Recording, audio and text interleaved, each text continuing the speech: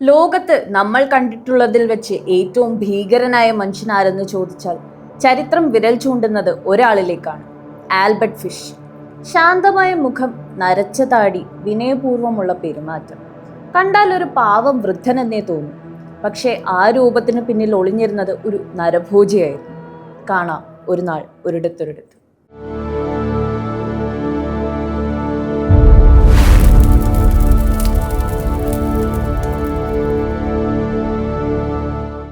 1870 Washington DC-യിലാണ് Hamilton Howard fish ജനിക്കുന്നത്.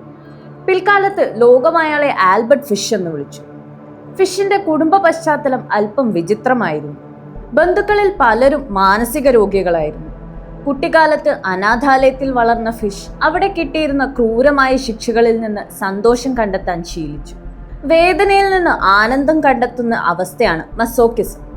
ലളിതമായി പറഞ്ഞാൽ ശാരീരികമായോ മാനസികമായോ ഉള്ള വേദനയിൽ നിന്നോ കഷ്ടപ്പാടുകളിൽ നിന്നോ ഒരാൾ സംതൃപ്തി കണ്ടെത്തുന്ന രീതിയാണിത്. മസോക്കിസം അയാളിൽ ദിനം പ്രതി വളർന്നു. മുതിർന്നപ്പോൾ അയാൾ സ്വന്തം ശരീരത്തിൽ സൂചികൾ തറച്ചു കയറ്റുന്നത് ഒരു വിനോദമാക്കി മാറ്റി. പുറമെ 6 കുട്ടികളുടെ പിതാവായി ഒരു സാധാരണ കുടുംബനാഥനായി അഭിനയിക്കുമ്പോഴും ഉള്ളിൽ അയാൾ ഇരകളെ തേടുന്ന ഒരു ചെന്നായയായിരുന്നു. 1928 ഒരു മനോഹരമായ പ്രഭാതം. 10 വയസ്സുകാരിയായ ഗ്രേസ് ബഡിന്റെ വീട്ടിലേക്ക് മാന്യനായ ഒരു വൃദ്ധൻ കടന്നു വന്നു. ഒരു കർഷകനാണെന്നും തന്റെ ഫാമിലെ പിറന്നാൾ പാർട്ടിയിൽ പങ്കെടുക്കാൻ ഗ്രേസിനെ വിടണമെന്നും അയാൾ അവളുടെ മാതാപിതാക്കളോട് അപേക്ഷിച്ചു. അയാളുടെ ആ സാധു മനുഷ്യനെന്ന് തോന്നിപ്പിക്കുന്ന മുഖം വിശ്വസിച്ച് മാതാപിതാക്കൾ അവളെ കൂടെ വിട്ടു. പക്ഷേ ഗ്രേസ് പിന്നീട് ഒരിക്കലും തിരിച്ചു വന്നില്ല. ഒരു വിജനമായ വീട്ടിലെത്തിച്ച് അവളെ കൊലപ്പെടുത്തിയ ഫിഷ് പിന്നീട് ചെയ്തത് കേട്ടാൽ ആരും അറച്ചുപോകും. ആ കുഞ്ഞിന്റെ മാംസം അയാൾ പാകം ചെയ്ത് ഭക്ഷിച്ചു. വർഷങ്ങൾ കടന്നുപോയി. ആ കുടുംബം മകളുടെ വേർപാടിൽ നീറിക്കഴിയുമ്പോൾ 1934 ഗ്രേസിന്റെ അമ്മയ്ക്ക് ഒരു കത്ത് ലഭിച്ചു. അജ്ഞാതനായ ഒരാൾ എഴുതിയ ആ കത്തിൽ മകളെ എപ്രകാരമാണ് കൊലപ്പെടുത്തിയതെന്നും ഭക്ഷിച്ചതെന്നും വള്ളി പുള്ളി വിടാതെ വിവരിച്ചിരുന്നു.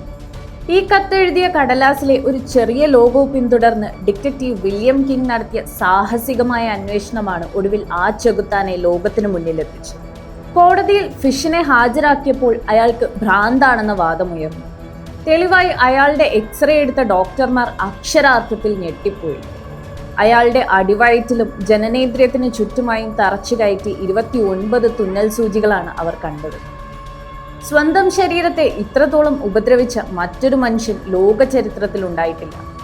ഏകദേശം 100ഓളം കുട്ടികളെ താൻ ഉപദ്രവിച്ചിട്ടുണ്ടെന്ന് അയാൾ യാതൊരു ഭാവമാറ്റവും ഇല്ലാതെ ഏറ്റുപറഞ്ഞു. ഒടുവിൽ 1936 ജനുവരി 16 സിംഗ് ജയിലിലെ ഇലക്ട്രിക് ചെയറിൽ ഇരുത്തി ആൽബർട്ട് ഫിഷിന്റെ വധശിക്ഷ നടപ്പാക്കി.